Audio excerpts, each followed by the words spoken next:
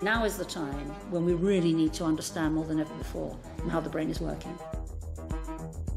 Baroness Susan Greenfield has pioneered research into how the human brain generates consciousness.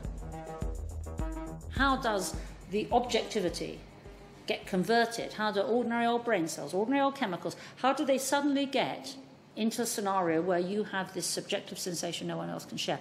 It's an impossible but very exciting issue, but I think at the moment it's something we can think about almost as philosophers rather than expect scientists to come along with a tidy little experiment. So far, science has been unable to explain how human consciousness is generated, or even what it is. Science has to be impersonal, and consciousness has to be personal. Yeah. Aren't we at that point, when we reach consciousness and the self, or what used to be called the soul, aren't we reaching the very limits of science?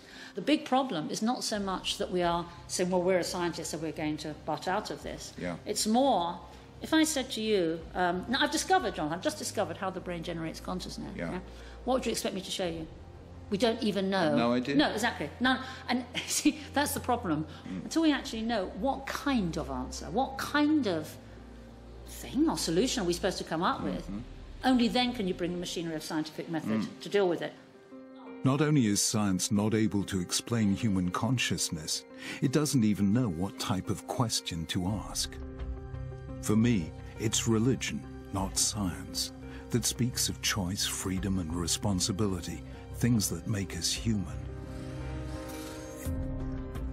With neuroscience and religion competing over territory, Susan's work is at the front line of the battle between science and religion. So are science and religion destined always to conflict? Absolutely not. I really don't think that that is doing any service to science. Science is all about having curiosity, having an open mind and challenging everything.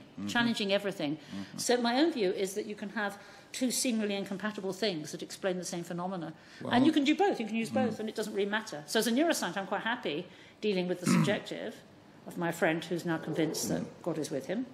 At the same time, one can talk about changes in brain connectivity and how experience leaves its mark on the brain. I don't think that one has to have both things completely reconciled. I think you can have the two sides of the same coin. It doesn't invalidate the coin. Do you think that science might not be the only way of seeing the world, might induce a little bit of humility into science? Do you think, you see, science is now the alpha male of the intellectual world. Religion used to be, and heaven help us when religion loses its humility. I remember Michael Faraday, the great scientist. He had a lovely quote. He said, there's nothing quite as frightening as somebody who knows they're right. Yeah, and I think that sometimes one sees among some scientists complete intolerance, complete intransigence, complete conviction that you're right and everyone else is wrong.